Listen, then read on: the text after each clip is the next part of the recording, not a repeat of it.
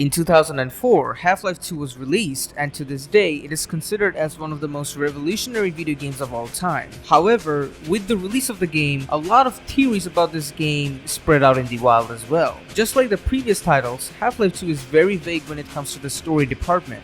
But in this video, we will visit Half-Life 2 and talk about the disturbing theories iceberg that it has created. Keep in mind, this iceberg will have only theories, and all of the theories in this iceberg this time has been taken from the internet. And with that being said, let's explore this disturbing iceberg.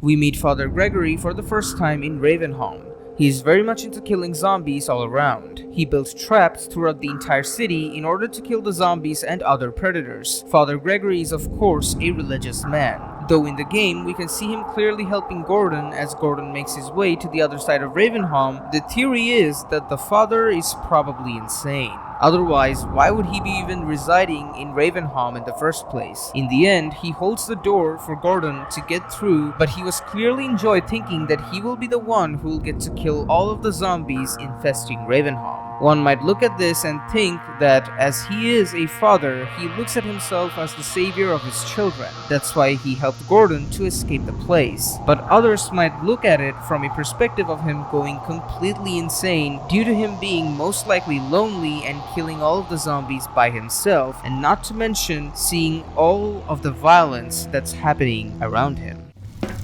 What? Who is this? Another life to save? I'll keep my eye on you. More than that, I cannot promise.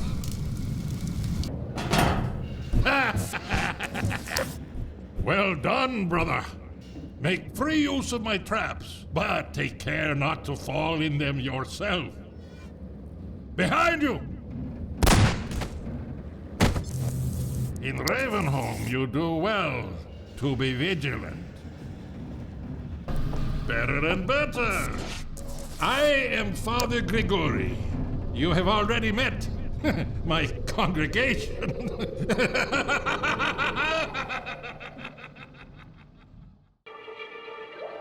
Throughout the entire Half-Life 2 journey, you will come across a couple that will always console each other as there is visible hardship going on around their lives. Chosen or been chosen to relocate to one of Overwatch our stopped our finest train in the remaining woods urban and centers. took my husband for questioning. I thought so much They of said the he'd city be of on the next 17 train. that I elected I'm to not establish sure when that was. my administration They're here being nice though, in the letting me citadel wait so for him. thoughtfully provided. They can be seen for a certain amount of time, but after quite a while, the game will represent two skeletons and immediately you will think that it might be that couple. But turns out they're still living and fine, as later on you can find them again. But isn't it surprising how, like the G-Man, these two couples frequently end up on Gordon's way? Are they also spying on Gordon? Well, that is very unlikely, but G-Man did say he has other employers as well. So is it that they are keeping an eye on Gordon as well? We don't know, but it's definitely an interesting theory. Also, they're always depressed, so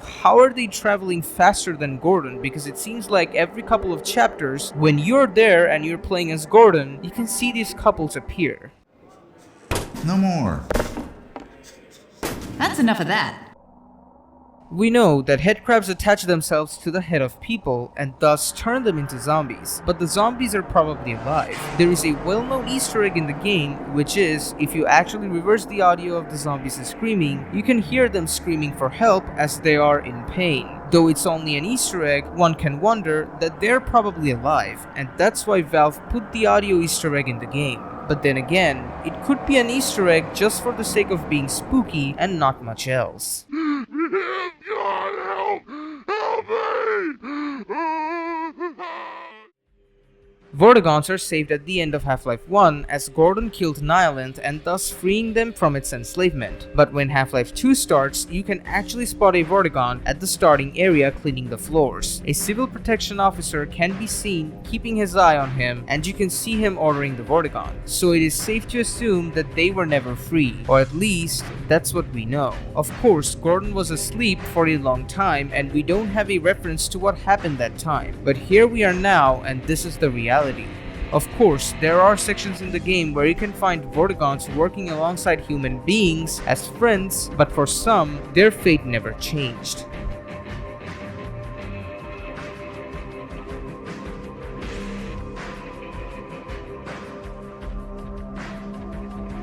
The original Half-Life had two expansions, Opposing Force and Blue Shift, and the protagonist of Opposing Force is Adrian Shepard. He's one of the members of the military which were sent to clean up the mess in Black Mesa. However, Adrian Shepard was tasked to kill Gordon Freeman, or at least catch him. Unfortunately, Adrian failed to do so and was left behind. He meets with G-Man just like Gordon, and also G-Man does look at him as a valuable asset. Due to the nature of human beings not being able to keep things secret, G-Man puts Adrian to sleep for an indefinite time, just like Gordon Freeman. However, when Half-Life 2 starts, Gordon is finally awakened by G-Man, but what about Adrian Shepard? Of course, G-Man knew that it was the perfect time to wake up Gordon so he can play his part, but Adrian is seen nowhere. We can assume that it's still not Adrian's time to shine, but at the same time, it could also be that Adrian is probably going to sleep forever. Even Barney returned to Half-Life 2, but to this day, Adrian is seen nowhere and probably will never return. And that's a fate worse than death, as he will never see closure.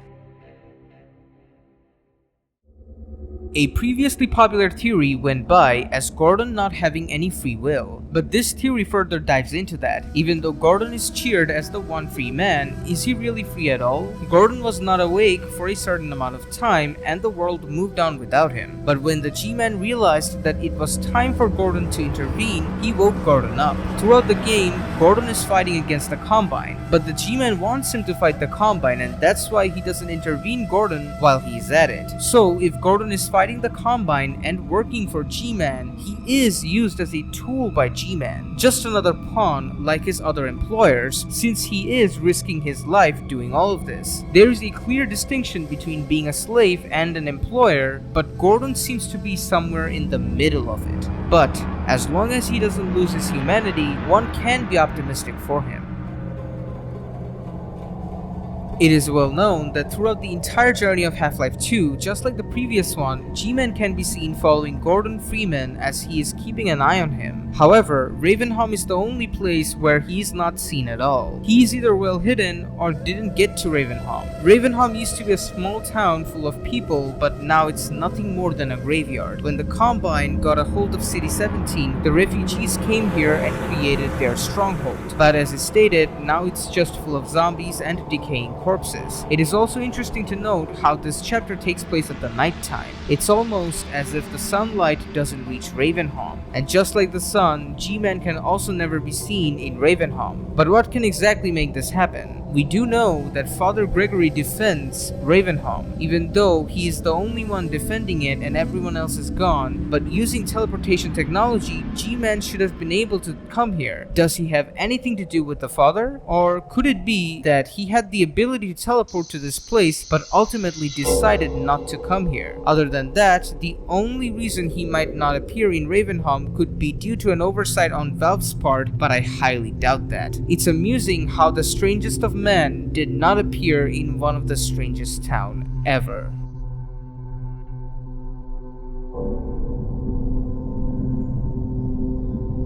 Half-Life 2 features a ton of cut content, and among them are enemies which got cut out as well. One of those cut enemy is the Cremator. Apparently Valve really didn't want to get rid of him, as it was one of the most favorite design enemy of Valve, but due to some development issues, they had no other choice but to get rid of the Cremator. Just like the name, the Cremator simply cremates dead bodies. It might sound very disturbing, but in the dark and tragic world of Half-Life, that might not be the worst thing ever. As there are a lot of dead bodies around the world, the Cremator could burn those bodies and clean the streets up. Because he's a cut enemy, everything about him is pretty much a theory and not fully confirmed. Cremator heads were to be constructed by children in the Cremator factory located in the Combine Factories area of City 17. It is therefore unknown to what extent the Cremator was to be transhuman, or if it was to be transhuman at all, since while it appears to have at least human arms and hands, the original human was probably beheaded at some point. It could be that the idea of the Cremator was too dark for an already bleak future of mankind and thus Valve removed it, but no matter what, he will always be one of the most mysterious cut enemy of Half-Life. As is stated before, the G-Man only wakes up Gordon when he thinks it's the perfect time to do so, which means there has been some signs that he was looking for or some sort of indication which made him realize it was the time to wake Gordon up. While Gordon was gone, the Combine came to Earth and the administrator of Black Mesa, Dr. Wallace Breen, sold the Earth to them, which is the reason why in Half-Life 2 the waters are consumed along with other resources. The G-Man wakes up Gordon and he fights against the Combine. But why is the G-Man letting that happen? This makes it clear that G-Man doesn't want the Combine to succeed, but then again, we really do not know the motives of the G-Man at all. This means the G-Man is probably not as powerful as one might think, or at least not powerful enough to beat the Combine all by himself. Of course, there could be a million other things or triggering factors which forces G-Man to do what he does in Half-Life, but if we look at it from a perspective of self-preservation, it might be that after the Earth, the Combine will probably go after the place where G-Man came from. But of course, this doesn't make too much sense when you think about the resonance cascade that takes place in the original Half-Life, as it was basically caused by the G-Man indirectly. Maybe G-Man knew how much of a threat the Combine was going to be, but also realized that the humans can think outside of the box, which led him to cause all of this in the first place, but at this point, the death toll is too high to call it a success. But the definition of success might be something else in G-Man's perspective.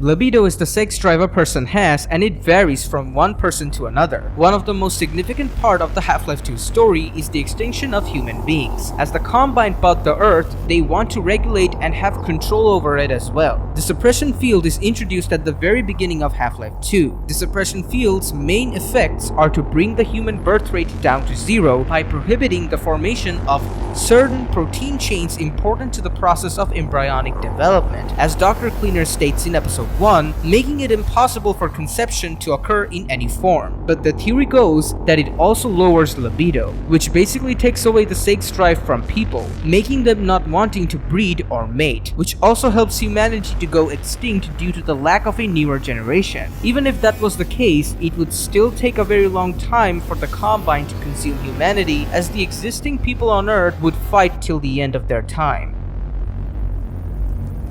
In Half-Life Opposing Force, Race X was introduced. Race X is a completely different race of species. They coexist alongside of Zen species. Due to it being an expansion, it makes sense that it introduced new enemies and made the game feel new because of the different gameplay. However, let's assume it was canon. So, where is the new Race X? Half-Life 2 did remove some more enemies from the previous game as well due to them not fitting in the sequel, but Race X has been completely wiped out. This further supports the theory of Opposing Force not being a canon entry in the Half-Life universe. However, it could also be that when Shepard killed the Gene Worm, it made all other Race X species to vanish from the face of Earth. Or it could also be that Race X also invaded the Earth and realized they were the third party, as there was Zen species and Race X both trying to reclaim the Earth. So they decided to leave, and the death of Gene Worm was a valid indicator of them realizing they were also losing the war as well. It would be horrifying to know what would have happened to Earth if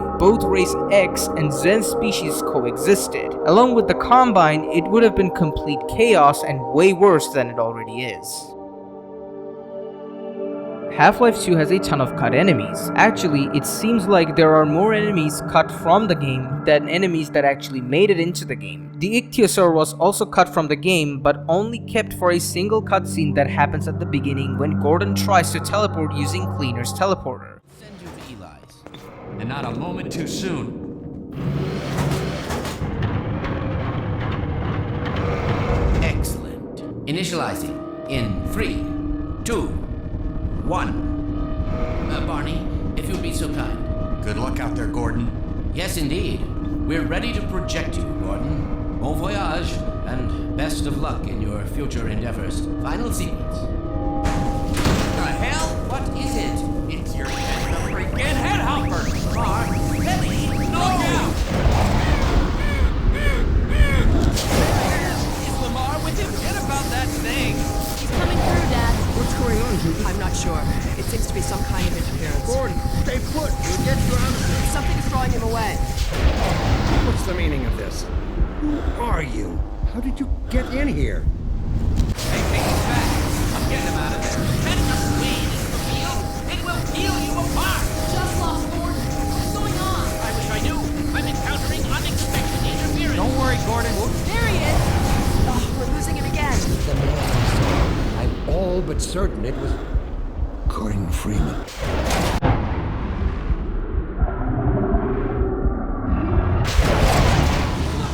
He didn't come through.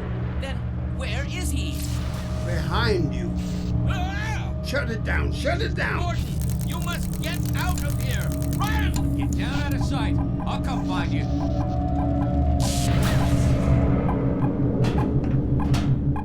Another enemy that has been cut is the Cremator, which has been stated previously. However, when Half-Life 2 was being made, apparently children were also going to be part of the game as well. But as you all know, in the final build of the game, there are no children. Maybe to avoid controversies, it probably would have made the game a bit too dark if they had children being attacked and eaten alive by headcrabs. Though it would have made the game much more realistic, as in a world like this, children should have existed. It suits the world of Half-Life 2 very well.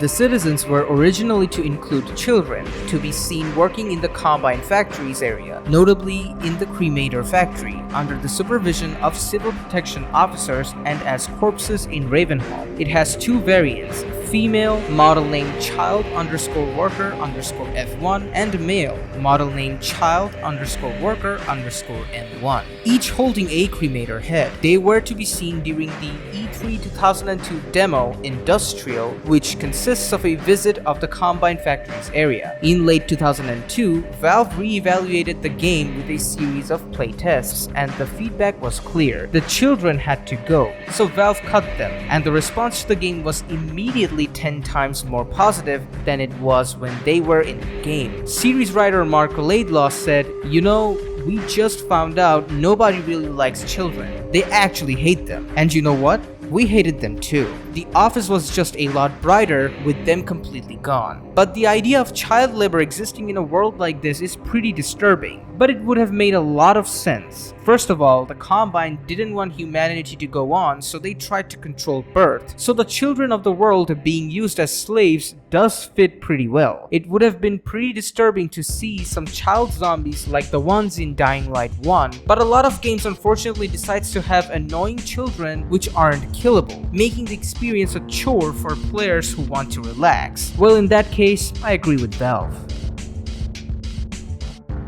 Portal and Half-Life shares a connected universe, but what happened after it ended? There are no traces of human beings left in the world of Portal. It could be that the Combine is pretty much either dead or done with the world, so they left. But that would also mean that the world has no more useful resources left for them to use. But even if that was the case, then how come Aperture Science is still alive? It is still operating even though there are no people left around working in the labs. In the sequel Portal 2, we can see how much devastation the lab truly was. Everything was destroyed and it didn't even feel like we were in Earth. So if the Combines have left the world, who else is still alive? Sure, we can argue that there are probably a lot more people still living on the surface of the world, but we also have to keep in mind that the game doesn't show any of those people at all. For all we know, the world that was once so flourished and alive is now all dried up and awaiting its death. Maybe there is a sense of beauty in the emptiness, cause it is finally over, but it will always remain a complete mystery.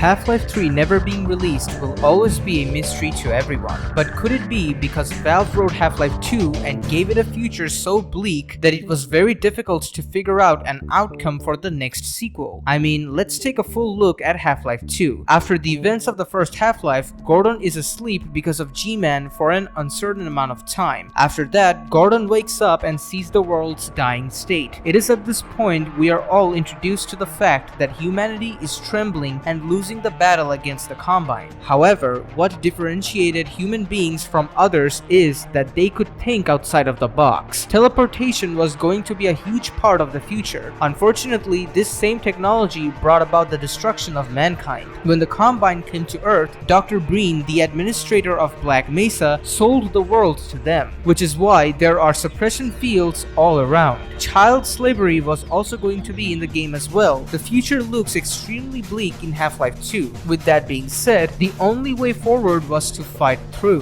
Fast forward to the end of Half-Life 2 and also Portal 2, the future of humanity just looks bleak with no hope left. It has been a theory that it is because of that Valve doesn't have a clear-cut idea on how to end this universe. At this point, it is clear that we are probably not getting a Half-Life 2 Episode 3 or Half-Life 3 in quite a while or ever. But I wish the story for Half-Life 2 ended. I would rather have a game like Half-Life 1 which ended its story than having a game like Half-Life 2 where the story is left on a cliffhanger. With that being said, thank you for watching. Perfect Enrager signing out.